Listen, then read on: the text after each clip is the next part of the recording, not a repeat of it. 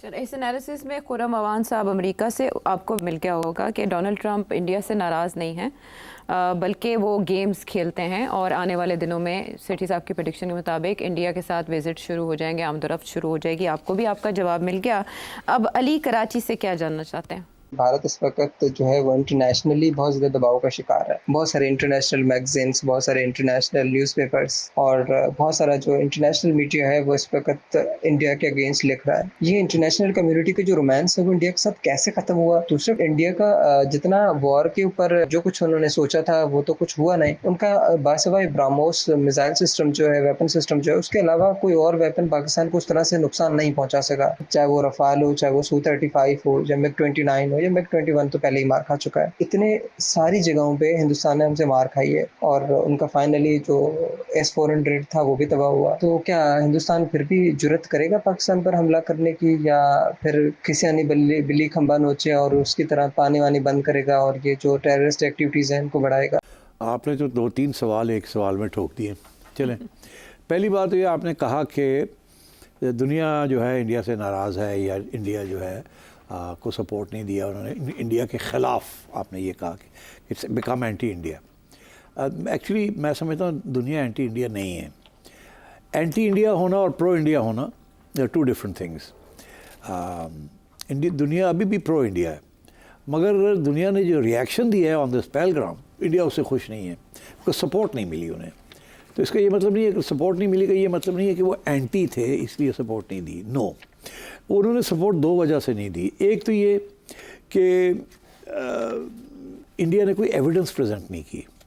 India ने एक दिन हमला होता है, बहुत से सवाल खड़े हो जाते हैं, अभी सवाल ही खड़े ही हो रहे हैं और इंडिया पहले ही इल्ज़ाम लगा देता है पाकिस्तान पे। ऐसे दुनिया को लगता है कि ये तो प्री प्लान्ड था सब कुछ, और वो हमला कर देता है। अब इंटरनेशनल कम्युनिटी जो है ना वो वॉर से बहुत कतराती है, specially between two nuclear powers. ये पहली दफ़ा है कि न्यूक्लियर पावर्स के दरमियान इस लेवल तक एक कॉन्फ्लिक्ट हुई है। 1962 क्यूबन क्राइसिस आप लोगों को तो खैर याद नहीं होगी, मगर तारीख़ अगर आप पढ़ेंगे बिटवीन रशिया एंड अमेरिका, जब रशिया ने क्यूबा के अंदर मिसाइल्स लगा दिए थे और अमेरिका ने जो अंडर जॉन एफ कैनेडी उनको कहा था कि इनको रिमूव करो, नहीं तो we will not allow your missile your ships to go through, और बिल्कुल हेड ऑन क्लैश होने वाला था।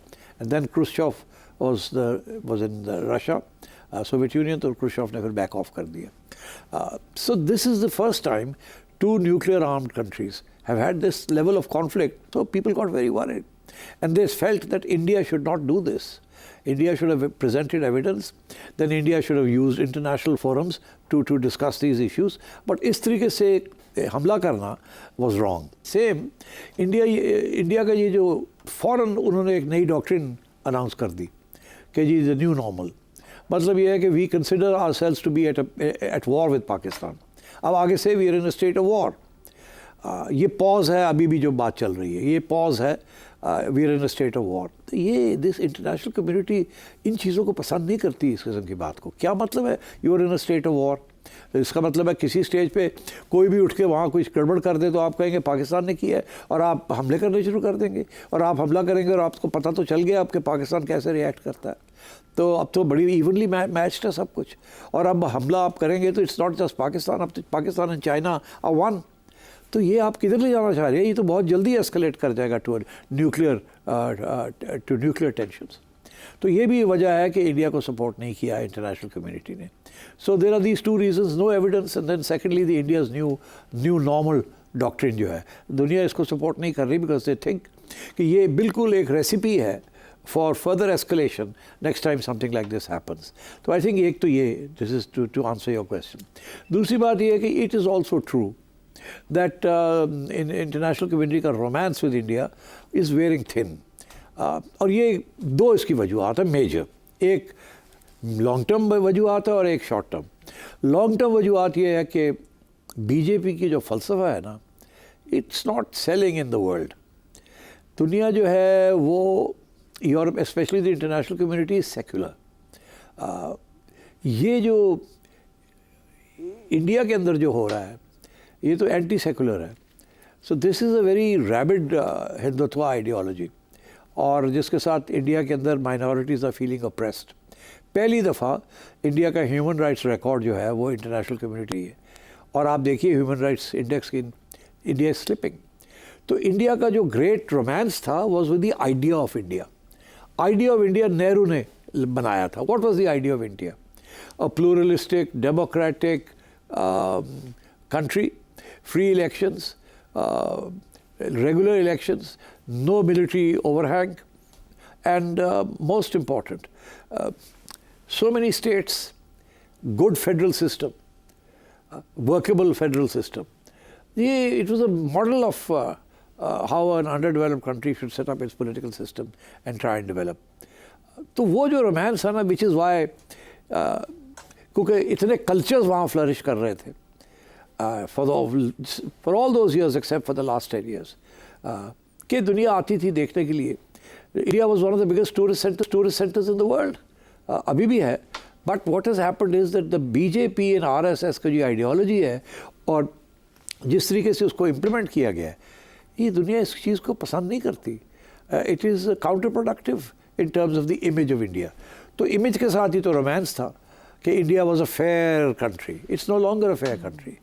India's democracy is failing at the edges. Authoritarianism, populism, these are all things that the international community frowns upon.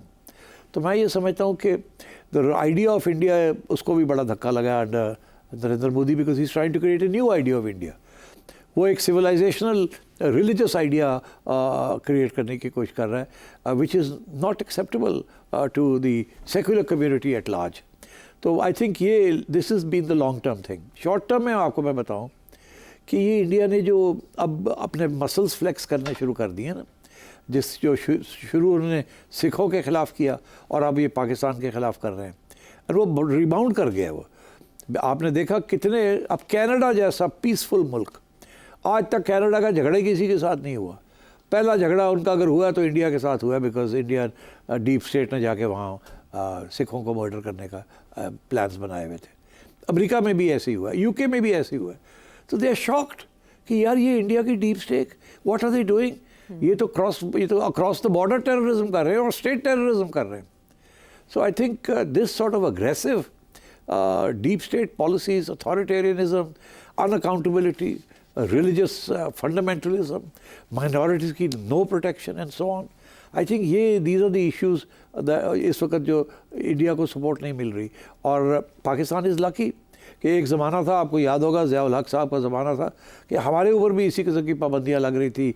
लोग कह रहे थे यहाँ क्या कर रहा है, किस किस्म की इस्लामाइजेशन कर रहा है, एक्सट्रीमिज़म फैल रही है, एजुकेशन सिस्टम चेंज कर रहे हैं, and so on and so forth. पाकिस्तानियत ख़त्म हो रही है, कुछ नई चीज़ बन रही है।